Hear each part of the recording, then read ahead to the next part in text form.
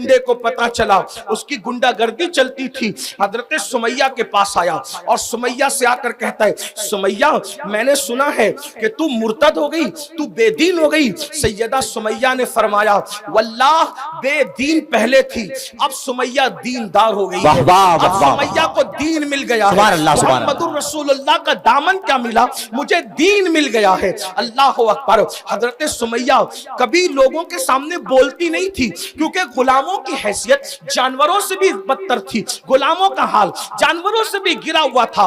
लेकिन आज जब हजरत सुमैया ने जुर्रत के साथ कहा, बेदीन पहले थी अबू जहल, अब मैं दीनदार हो चुकी हूं, तो उस वक्त तो लोगों ने अंदाजा किया कि ईमान की ताकत कितनी बड़ी है, कि ईमान ने गुलामों की जबान में भी बोलने की ताकत अता कर दी है, कुव्वत अता कर दी है। याद रखना, इश्क की दौलत कोई छोटी मोटी नहीं होती, इश्क को बेबाक बनाता है, इश्क को निडर बनाता है, इश्क को ताकत और कुव्वत अता करता है। इसीलिए लाहौर के कलंदर ने जर्मनी की खाक छान करके अपनी कौम को पैगाम दिया, कुव्वते इश्क से हर पस्त को बाला कर दे, कुव्वते इश्क से हर पस्त को बाला कर दे, दहर में इसमें मोहम्मद से उजाला कर दे। याद रखना, किसी हथियार की इतनी कुव्वत नहीं है जितनी कुव्वत इश्क रसूल की है, रसूल की है। इसलिए लोग करोड़ों हथियार रखकर भी इन निहत्ते आशिकों से लर्जा बरंदाम है, जानते हैं कि सारे हथियार कदमों में झुक जाते हैं जब कोई एक आशिक खड़ा हो जाता है।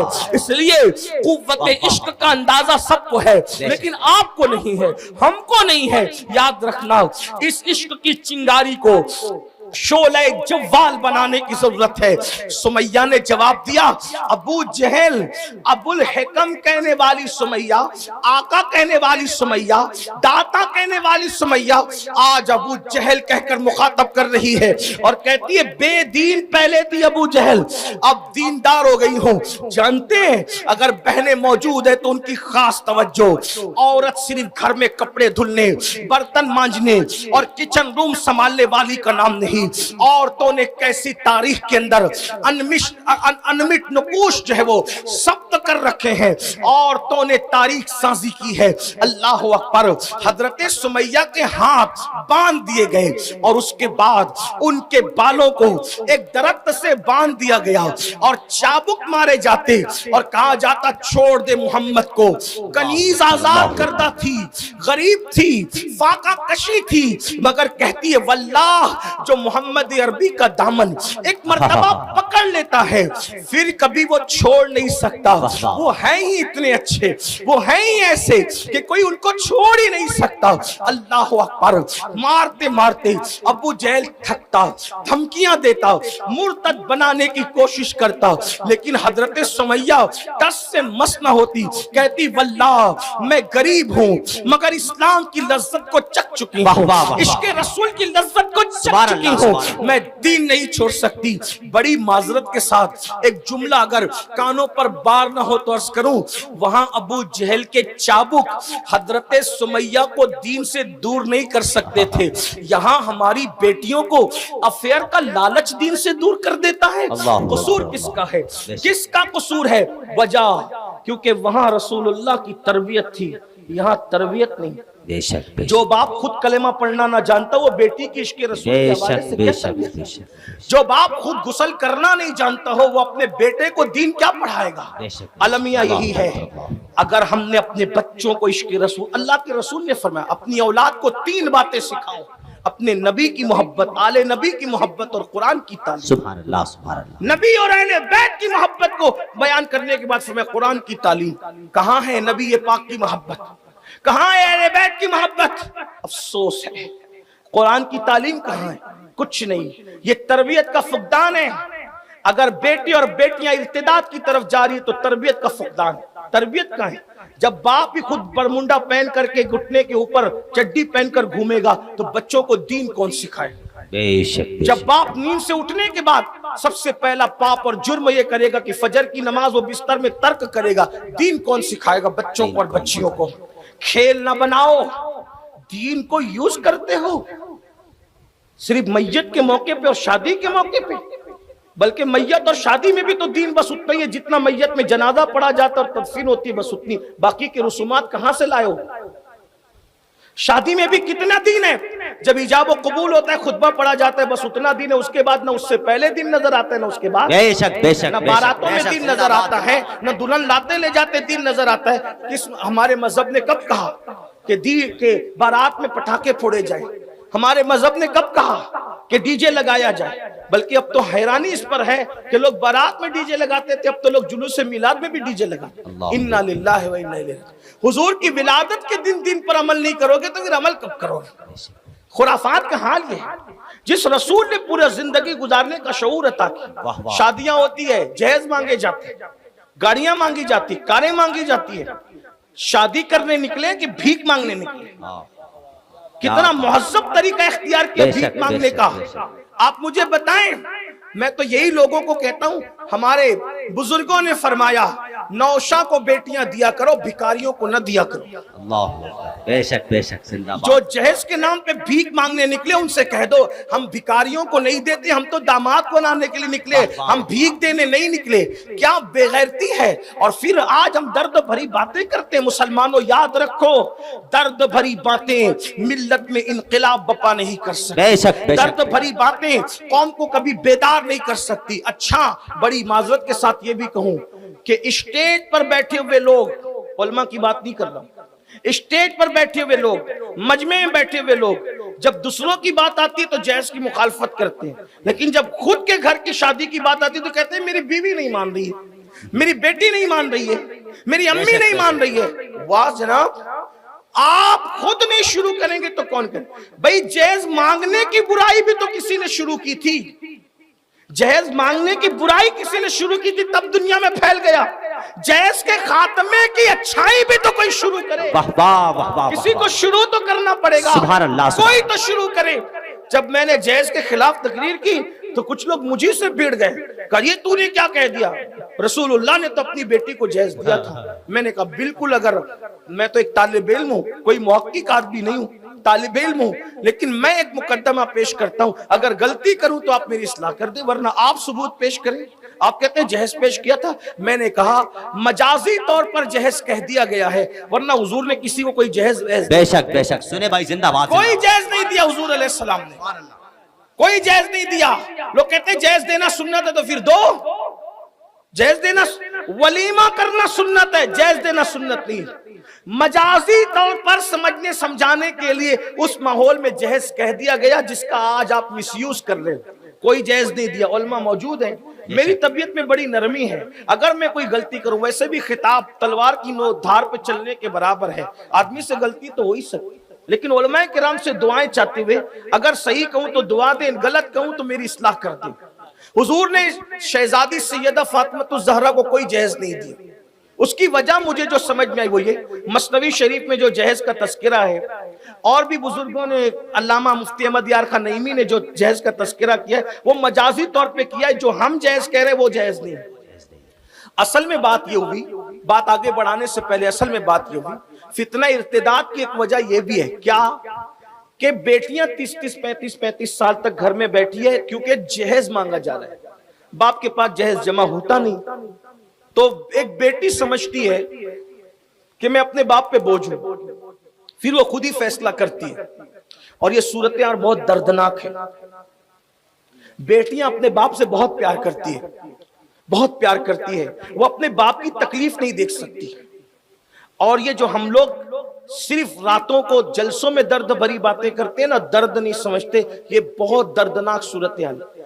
महाराष्ट्र में एक लड़की ने किसी मुनकिरे इस्लाम के साथ शादी की, तो जब लोग उसको मनाने के लिए गए, पहले तो उसने मिलने से इनकार किया, लेकिन कुछ संजीदा उलमा गए, दर्दमंद दिल रखने वाले, तो उसने कहा अच्छा तुम भी आओगे, मुझे गालियां ही दोगे ना, कोसोगे ना, यही ना। कहने लगी आज भी मैं मुसलमान हूं, लेकिन मेरा दर्द तो कोई सुने कि जो आता था खूबसूरती के बावजूद सिर्फ इसलिए मुझसे रिश्ता नहीं करता था कि मेरे बाप के पास भीख में देने के लिए जहेज नहीं था।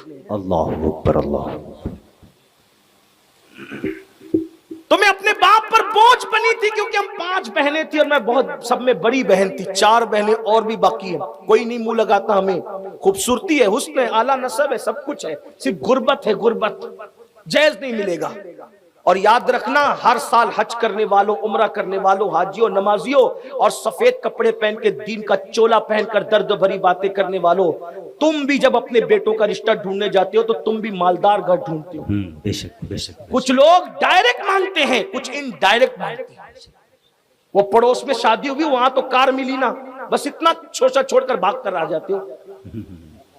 याद रखना, दिलों के हालात कोई जाने ना जाने, अल्लाह अलीमुम बिज़ाति सुदूर है। खत्म करना पड़ेगा, और सबसे पहले बाअसर तबके को खत्म करना पड़ेगा, और इस शान से खत्म करना पड़ेगा कि अगर समझी दे तो भी कहो हमने नहीं लेना, क्योंकि इस बिदअत को हमें खत्म करना है। सुभान अल्लाह, सुभान अल्लाह। कोई तो आगे आए, कोई तो हिम्मत करे। जल से हल नहीं है, इस्लाह माशरा के लिए जल से हल नहीं, अमल उसका। बेशक बेशक, जिंदाबाद जिंदाबाद। मैदान अमल में कदम रखना उसका हल है। वरना याद रखना, जब कोई मुसलमान की बेटी रसूलुल्लाह का कलमा पढ़ने वाली जब किसी गैर के हाथ में हाथ देकर इस्लाम से जाती होगी, तो तुम पर कुछ गुजरे ना गुजरे, गुंबदे खजरा के अंदर रसूलुल्लाह के दिल पर क्या गुजरती होगी। कल हुजूर को मुंह क्या दिखाओगे, जहेज को प्रमोट करने वालों, अल्लाह के रसूल को मुंह क्या दिखाओगे। अगर हुजूर ने कह दिया मेरी उम्मत की बेटियां गुर्बत की वजह से गैरों का हाथ पकड़ कर जा रही थी, उस वक्त तो तूने क्या किया, और अल्लाह ना करे उन्होंने चेहरा फेर लिया, तो उस वक्त आपके पास जवाब क्या होगा। क्या जवाब दोगे। 100 कार्ड मुत्तकी बनने वालों, खुद गर्जी की तरफ जाने वालों, निकलो खुद गर्जी से और सच्चाई की तरफ आओ। तो अर्ज ये कर रहा था, आज बच्चियां अगर जा रही है तो हम गरीबों को मुंह नहीं लगाना चाहते, बल्कि मेरे भाई हाल ये, जो कौम गरीबों को वलीमों में दावत देना पसंद न करे, वो कौम गरीबों को रिश्ता क्या करेगी, गरीबों के साथ रिश्ता क्या करेगी। जो गरीबों के जनाजे में जाना पसंद न करे, वो कौम, हमने दीन को बांट दिया अमीर और गरीबों में। अगर किसी जगह कंधा देने वालों की कसरत है, समझ जाओ किसी अमीर शहर का जनाजा है, और जहां कंधा देने वालों के लाले पड़े, समझ जाओ ये किसी गरीब और मुफलिस का जनाजा है। बड़ी माजरत के साथ खू गरे हमद से थोड़ा सा गिला मेरी बिरादरी के लोग भी वही जाते हैं, इल्ला माशाअल्लाह, जिस जनाजे के बाद उनको इसाले सवाब के नाम पे चंदा मिलने वाला होता है। नादानी न करो, बेशक बेशक, नादानी न करो। मैं किसी को टारगेट करके नहीं कह रहा हूं, वल्लाह टारगेट, किसी को टारगेट करके तकरीर करने को मैं गीबत समझता हूं, हराम समझता हूं किसी मोमिन को। लेकिन ये है, बीमार की इयादत के लिए हम वहां जाते हैं, सदके के नाम पे हमें चलना। मैं अपनी बिरादरी की बात कर रहा हूं, हमारी अपनी जो दीनदार बिरादरी कहलाती है, खुतबा की, अहले इल्म की, माजरत के साथ, सब नहीं ऐसे, लेकिन ज्यादातर लोगों की तबीयत ये हो गई। आपसे पूछता हूं, चंदा बड़ा है या किसी का ईमान बड़ा है? अब बताएं ना, अगर मैं इस नियत से किसी के घर जाऊं कि मुझे चंदा मिले, क्या इससे बड़ी नियत ये नहीं है कि मैं जाऊंगा तो वो सुन्नी रह जाएगा? वाह वाह वाह वाह, इससे बढ़कर क्या बात है? सुभान अल्लाह, सुभान। इससे बढ़कर क्या बात है? और एक बात याद रखना, दीन का काम चंदों से नहीं होता, दीन का काम मेरे अल्लाह के करम से होता है। बेशक बेशक, जिंदाबाद जिंदाबाद। मैं आपको मशकूक करने नहीं आया, लेकिन बड़ी हमने दीन बांट दिया। बल्कि हम खैरियत भी पूछते हैं ना, तो लिबास देखकर पूछते हैं। हाँ, मुसाफा भी करते हैं, हाजी साहब है, खैरियत से हैं, और बेचारा आम आदमी है तो कहते चलो चलो अभी वक्त टाइम नहीं। ये हाल है। मुसाफे को भी हमने बांट दिया गुर्बत और अमीरी के। ये अल्लाह के रसूल इसी को खत्म करने आए। अबू जहली और अबू लहबी निजाम खत्म करने आए थे, जो आज हम खुद जिंदा किए हुए हैं। हुजूर ने कुचला था।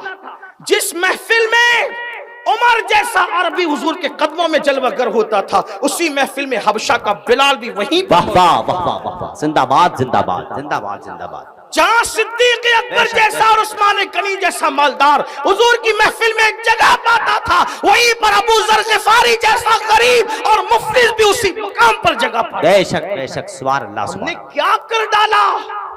दीन की शक्ल बदली। बड़ी माजरत, मुझे ऐसा लगता है कि शायद कल दोपहर तक मुझे खैराबाद रहना होगा। मेरी खैर नहीं, खैराबाद है। लेकिन याद रखना, बुज़दिल नहीं हूं, नरम दिल हूं मगर बुज़दिल नहीं। सुभान अल्लाह, सुभान अल्लाह, सुभान अल्लाह, सुभान अल्लाह। अच्छी तरह याद रखना, हक कहता हूं तो जो उसको झेलने का जो है वो ज़र्फ भी रखता हूं।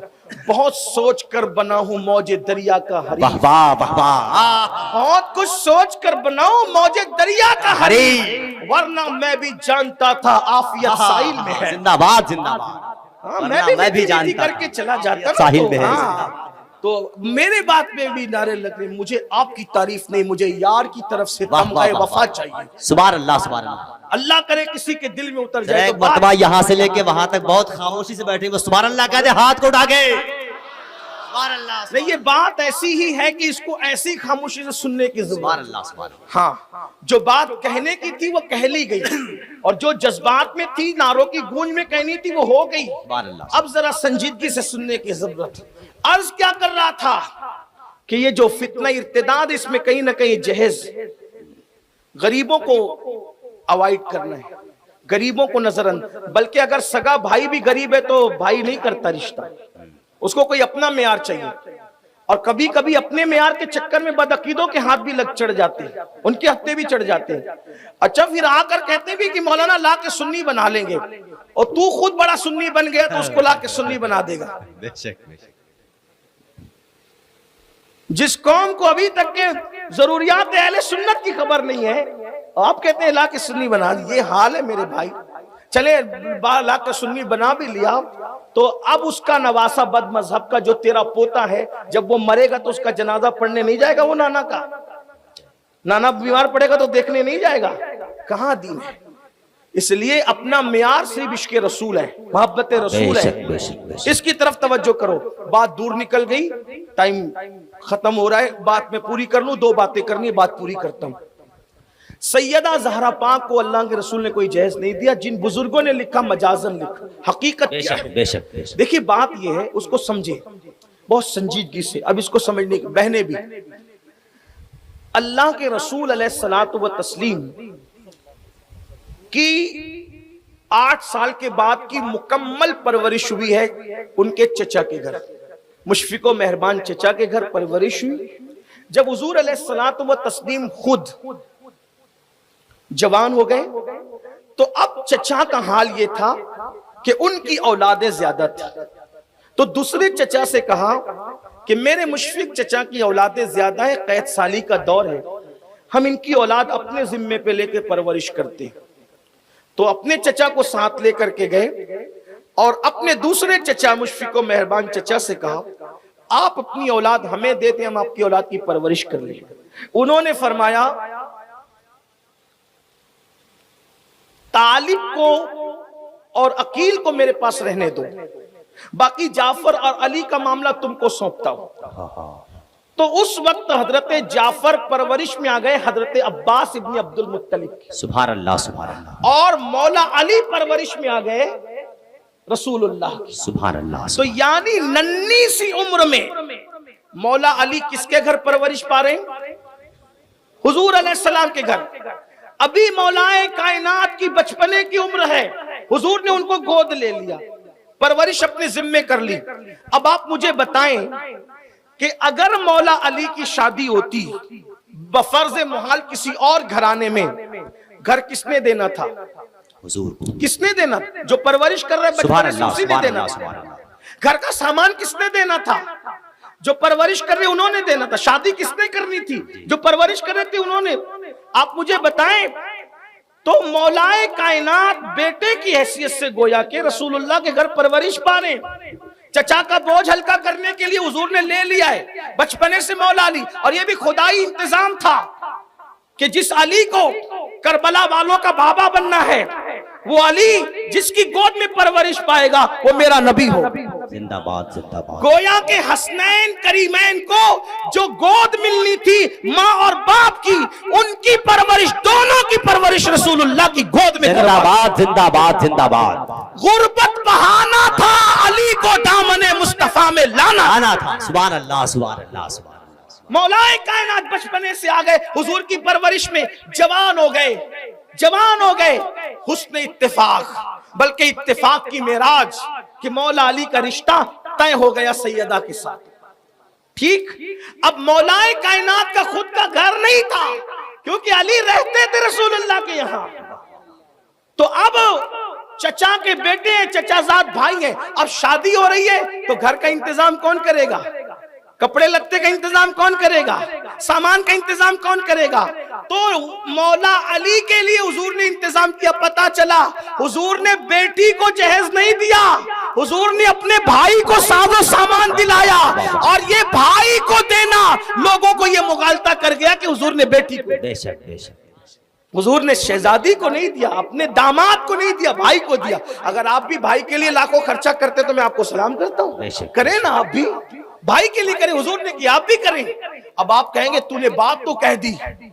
कुछ लोग ये कहते हैं, ये सुन्नी लोग थोड़ा सा बड़ा चढ़ा के पेश करते हैं। मैंने कहा याद रखना, 1450 साल जखीरा जिनके पास हो वो बड़ा चढ़ा के नहीं पेश कर सकते। 1857 वालों के पास रिवायतों की किल्लत हो सकती है, 1450 साल वालों के पास रिवायतों की किल्लत। बेशक बेशक, सुभान अल्लाह, सुभान। हमारे यहाँ मेयार बहुत बुलंद है, लेकिन याद रखें, अब तवज्जो करें, मौला अली को दिया, सैयदा को नहीं दिया। आप कहेंगे चले मान लिया, लेकिन कोई दलील? मैं कहता हूं याद रखो। एक औरत सैयदा आयशा पाक के पास आई, अम्मा आयशा पाक ने उसको एक खजूर दी, उसके साथ 2 बेटियां थी, उसने एक खजूर ली, उसके 2 बराबर टुकड़े किए, दोनों बेटियों को दे दिया। अम्मा आयशा को ये मंजर बहुत अच्छा लगा। हुजूर अलैहिस्सलाम तशरीफ लाए तो मेरे आका से उन्होंने अर्ज किया कि या रसूल अल्लाह, एक औरत आई थी, गरीब थी, मैंने उसको एक खजूर दी, 2 बेटियां थी, दोनों को बराबर उसने टुकड़े करके दिए। मेरे आका ने फरमाया, हदीस पाक का मफहूम है आयशा उसने अच्छा किया, अगर वो बराबर नहीं करती ना टुकड़े तो उसकी पूछ होती कयामत की। बराबरी का सुलूक औलाद के लिए यहां तक है, अगर 2 बच्चे बैठे हैं, एक को बोसा दो तो दूसरे को भी बोसा देना है आपको। एक को बोसा दिया, दूसरे को बोसा नहीं दिया, कयामत के दिन आपकी पकड़ होगी। एक को खिलौने दिलाया तो दूसरे को भी खिलौने दिलाना, ये इंसाफ है। अगर आपने दूसरे को खिलौना नहीं दिलाया, नजरअंदाज किया, आप मुजरिम है अल्लाह की अदालत में, ये इस्लाम है। अब आपसे पूछता हूं, जब रसूल खिलौना दिलाने में इंसाफ का हुक्म दे रहे, हुजूर की तकसीम में इंसाफ का हुक्म दे रहे, तो हुजूर की एक बेटी तो नहीं थी ना? यही तो अहले सुन्नत का मुकद्दमा है, जिंदाबाद। हुजूर की एक बेटी नहीं थी ना, हुजूर की तो 4 शहजादियां थी। अगर आप ये साबित कर रहे हैं कि सैयदा फातिमा को जहेज दिया, तो अब आपकी गर्दन पर है कि आपको यह भी साबित करना होगा कि सैयदा ज़ैनब बिनते मोहम्मद को भी जहेज दिया, सैयदा रुक़ैया बिनते मोहम्मद को भी जहेज दिया, सैयदा उम्मे कुलसूम बिनते मोहम्मद को भी, 3 शहजादियों को और जहेज दिया। वो फेरिस्त भी आपको बतानी पड़ेगी। और अगर आप नहीं बता सकते तो ये हुजूर के इंसाफ से बहुत बईद है कि एक शहजादी को दे और तीनों को नजरअंदाज कर दे। बल्कि एक बात और अर्ज करूं, जब सैयदा फातिमा की शादी हुई तो रसूलुल्लाह सल्लल्लाहु अलैहि वसल्लम के पास उन दिनों बज़ाहिर माल की किल्लत थी, लेकिन जब इन 3 शहजादियों की शादियां हुई उस वक्त तो सैयदा खदीजा हयात थी, सुभान अल्लाह, सुभान अल्लाह, मलकाए तुज्जार मौजूद थी, जिंदाबाद जिंदाबाद। तिजारत शाम और यमन तक जा रहा था, तो अगर देना था तो उस वक्त ज्यादा दिया जाता। ठीक, अब आप सुने, उन तीनों को नहीं दिया, एक शहजादी को दिया। क्या कहना चाहते हैं आप? चले ठीक है, अब आगे बढ़ते हैं। चलिए, जिस मौला अली ने अपने ससुर से जहेज लिया तो उनकी भी तो तकरीबन 9 बेटियां हैं, तो जिसने लिया कम से कम वो देता तो सही। वो किसी को खबर थी ना खबर थी, हुजूर अलैहिस्सलाम के दामाद मौला अली ने अपनी बेटी सैयदा ज़ैनब का निकाह हजरत अब्दुल्ला इब्ने जाफर तैयार के साथ किया। कब जहेज दिया? बेशक बेशक। अपनी शहजादियों का निकाह के हजरत उम्मे कुलसूम का निकाह फारूक आजम के साथ किया। कब जहेज दिया? लेने वाला जहेज नहीं दे रहे। यानी 1450 साल के बाद खैराबाद वाले और हिंदुस्तान वालों को ये सुन्नत समझ में आई, मौलाए कायनात ने सुन्नत पे अमल नहीं किया। वो सिद्दीक अकबर जो कफन के मामले में भी सुन्नत पर अमल कर रहा है। अम्मा आयशा से पूछा, ये बताओ रसूलुल्लाह को कितने कपड़ों में कफन दिया गया? 3 कपड़ों में। किस दिन विसाल हुआ? का पीर के दिन। दुआ करते काश विसाल भी पीर को हो जाए, 3 कपड़ों में कफन हो जाए तो जाते जाते सुन्नत अदा हो जाए। खुदा ने ऐसी लाज रखी, 63 साल की उम्र ही में विसाल हुआ, पीर के दिन ही विसाल हुआ और 3 कपड़ों में कफन। जो कफन में सुन्नत पर अमल करे वो जहेज में सुन्नत पे अमल नहीं कर सकता था। सिद्दीक अकबर ने कब जहेज दिया? फारूक आजम ने कब जहेज दिया? तो सब मालदार लोग थे। उस्मान ज़ुन्नूरैन आज भी मदीने मुनव्वरा में जिसका अकाउंट चलता है, मदीने मुनव्वरा में आज भी जिसकी प्रॉपर्टी मौजूद है, हरम के लिए वक्फ है, गरीबों में उसका हिस्सा है, आज भी उस्माने गनी। पता चला नबी नवाजते हैं तो ऐसा नवाजते हैं, जिसको नवाजता है वो तो चला जाता है, दौलत बाकी रह जाती है। लेकिन उस्माने गनी रदी अल्लाह तआला ने कब जहेज दिया? इसका मतलब ये है, ये जहेज उपज है हिंदुस्तान वालों की, वो भी अपने यहां से नहीं है, वो कहीं और से आई है। हाँ, इससे आपको तौबा करनी चाहिए और अहद करना चाहिए। हमने अपने मालेगांव में इसकी तहरीक चलाई और हर जलसे में लोगों से कहा, अब जो नौजवान शादी करेगा वो तय करे अपने नबी के नाम पे, नबी की मिल्लत को बचाने के लिए, नबी के दीन के तहफ्फुज़ के लिए, कि इंशाअल्लाह अगर मैं शादी करूंगा तो जहेज नहीं लूंगा, ससुर देगा तो भी नहीं लूंगा। और फिर हमने उन लोगों से भी कहा कि जिनकी शादियां हो चुकी है वो ये इरादा करें कि मैं अपने बेटों का, पोतों का निकाह करूंगा, मैं जहेज नहीं लूंगा। जरा देखता हूं नबी के नाम पे कितने लोग वादा करते हैं कि आज से इंशाअल्लाह हम जहेज नहीं लेंगे। जिनकी शादियां नहीं हुई वो भी, और जो बेटों की, पोतों की कर रहे हैं, उठाए जरा, अल्लाह को गवाह बनाए, इन उलमा को गवाह बनाए। देखे तो सही जान देने वाली कौम जहेज से कितना बचने का इरादा, उठा के रखे जरा, अल्लाह को गवाह बनाए। सुभान अल्लाह, थोड़ा और उठा के रखें। कुछ लोग सोचते हैं ना, माशाल्लाह, देखो कुछ भाई तो खड़े हो रहे हैं माशाल्लाह, ये हमारी सुन्नी कौम का जिगर है कि वो आगे बढ़ते हैं। उठा के रखे जरा, फरिश्तों को गवाह बनाए, उठा के रख। एक बात याद रखना, अगर जहेज की भीख लोगे ना कुछ दिन में खत्म हो जाएगी, लेकिन अगर किसी गरीब के दिल की दुआ लग गई तुम्हारी नस्लों तक उसकी बरकतें बाकी रहेंगी। सुभान अल्लाह, सुभान अल्लाह, नस्लों तक बरकतें बाकी। जिंदाबाद, जिंदाबाद। हाथ उठा के बोलो अहद करते हो, हाथ उठा के बोलो अहद करते हो, कोई देगा तो भी नहीं लेंगे। मुफ्ती राशिद तुम्हारी कल ही शादी है, हाँ, ये काम कल से तुम्हें पहले शुरू करना है। सुभान अल्लाह, सुभान अल्लाह। लो बोलो, कुछ नहीं, इंशाअल्लाह मैं यहाँ मौजूद हूँ, चेक करूंगा मुफ्ती से। अच्छा, सुभान अल्लाह। कल के बाद, निकाह के बाद तुमने कोई जहेज कबूल नहीं कर, मुफ्ती साहब से आगाज, ठीक है? इंशाअल्लाह एक तारीख की शादी होगी। हमारे साथी है परभनी में, हजरत अल्लामा रफीउद्दीन साहब अशरफी, उनके 2 बेटों की शादी में मैं गया। उन्होंने कैद लगाई, कुछ नहीं लेंगे। उन्होंने कहा हम देंगे, कहा हम नहीं लेंगे। ऐसे लोग भी मौजूद हैं। और उस शादी की घनगरज दूसरे मकातिब फिक्र तक पहुंची तो उन लोगों ने कहा सुन्नी ऐसे होते हैं। सुभान अल्लाह, सुभान अल्लाह। इसी मिंबर पर हमारे जमील रजवी साहब बैठे हुए, उन्होंने भी अपने बेटे की, वो चूंकि हाथ उठा चुके थे, नहीं कुछ लिया।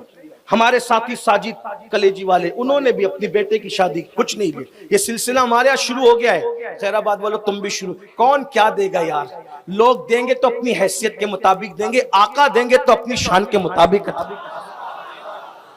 करीम ऐसा मिला कि जिसके खुले हैं हाथ और भरे खजाने, बताओ ए मुफलिसों के फिर क्यों तुम्हारा दिल इस्तिराब में है। बात खत्म करते हैं तो याद रखना, बोलो जहेज का बाइकाट करते हो? इंशाल्लाह, इंशाल्लाह, वो कहेंगे हमें देने का, हमने नहीं लेना। कभी किसी और मौके पे तुम अपनी बेटी को जो चाहो दे दो, तुम मालिक हो, शादी पे नहीं लेंगे, खत्म करो। करेंगे इंशाल्लाह, इंशाअल्लाह। अगर ऐसा हुआ आपका घर हमेशा हरा भरा रहेगा इंशाअल्लाह। फकीर कादरी की दुआ है, अगर इस्लामी बच्चियों की आबरू बचाने के लिए गरीबों से रिश्ते जोड़ना शुरू किए और जहेज का बाइकाट किया, इंशाअल्लाह रहती दुनिया तक तुम्हारे घर में बरकतें कायम रहे। वाह वाह वाह, सुभान अल्लाह, सुभान अल्लाह। बैठ जाइए आप लोग, बैठ जाइए, बैठ जाइए, बैठ जाइए।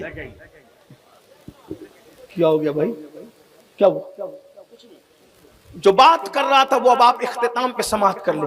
अर्ज ये कर रहा था, हजरत सैयदा सुमैया रदी अल्लाह तबारक व तआला अन्हा, अबू जहल ने मारा, बाल पकड़ के बांध दिए दरख्त से, छोड़ो मोहम्मद को, नहीं छोड़ सकते, मोहम्मद अरबी को छोड़ नहीं सकते। पता है फिर उसने मारते मारते थका, कल फिर मारेंगे, कल फिर मारे, बहुत मारता रहा। और एक वक्त आया कि हजरत सुमैया को इस दर्दनाक शहादत से सामना करना पड़ा, गुजरना पड़ा कि एक पैर, तवज्जो करना, एक पैर ऊंट के एक पैर में बांधा, दूसरा पैर ऊंट के दूसरे पैर में बांधा और दोनों ऊंटों को मुखालिफ सिमत में दौड़ा करके आपकी शर्म की जगह पे तीर चलाकर सैयदा सुमैया को शहीद कर दिया। वो खातून बुढ़ापे के बावजूद शहीद तो हो गई, मगर उन्होंने दीन नहीं छोड़ा। दीन पर अमल करने वालों ने इस तरह किया। आज मुसलमान अगर दीन छोड़ रहा है, बेदीन हो रहा है, बहुत अफसोस की बात है। आखिरी बातें, अगर कौम को मुर्तद होने से बचाना है, 3 काम करो। तवज्जो कर, कितने काम करो? 3। नंबर 1, दीनदार बनो। नंबर 1, पक्के दीनदार बनो, एक दूसरे को दीन सिखाओ, दीन पर अमल करो, दीनदार। नंबर 2, मालदार बनो, मालदार बनो। वाह वाह वाह। इसलिए कि गुर्बत कभी कभी कुफ्र तक पहुंचाती है। जो मालदार लोग हैं वो दूसरों को कारोबार सिखाएं, आगे बढ़ाएं, जिंदाबाद, अपना मत देखो, दूसरों को खड़ा करें, दूसरों को मजबूत करें। जो जिस तरह से किसी की हिफाजत कर सकता है, दौलत से मदद कर सकता है, करे। दीनदार बनो, मालदार बनो। और नंबर 3, एजुकेशन को आम करो, सुभान अल्लाह, इल्म को आम करो। ऊंचे मीनार और ऊंची गुंबद बनाने की बजाय अच्छी दरसगाहें बनाओ, जिंदाबाद, अच्छी तालीम गाहें बनाओ। अपने स्कूल हों, अपने कॉलेजेस हों, अपने मदारिस हों, अपनी यूनिवर्सिटियां हों, इसलिए एहतमाम करें। बल्कि ये भी कहता हूं, अब्बा का इंतकाल हो, चच्चा का इंतकाल हो, घर में किसी का इंतकाल हो, तो आप उनके नाम पे खिलाते हो, पिलाते हो, सब करते हो, करो, मना नहीं करता, लेकिन उनके इसाले सवाब के लिए किसी तालीम की जिम्मेदारी अपने सर ले लिया करो। दीन भी पढ़ाओ, दुनिया भी पढ़ाओ। बच्चियों के लिए बेहतरीन इदारे होने चाहिए। अगर कोई कहता है पर्दे वाली बेटियों को नहीं आने देंगे, तो कहो हम तुम्हारे पास भेजेंगे भी नहीं। इंशाअल्लाह हम खुद इतने अच्छे इदारे बना लेंगे कि तुम्हारी बेटियां हमारे यहाँ आने पे मजबूर हो जाएंगी। लोगों की जरूरत पड़ी है। 3 चीजों पे हमें मेहनत करना है, दीनदारी, मालदारी और एजुकेशन। अगर ये हो गया, दुनिया भी कामयाब है, आखिरत भी कामयाब है। अल्लाह हम सबको तौफीक दे। गुफ्तगू के दरमियान कोई गलती हो तो अल्लाह माफ करे। अस्तगफिरुल्लाह रब्बी, इन्ना रब्बी लग़फ़ूर।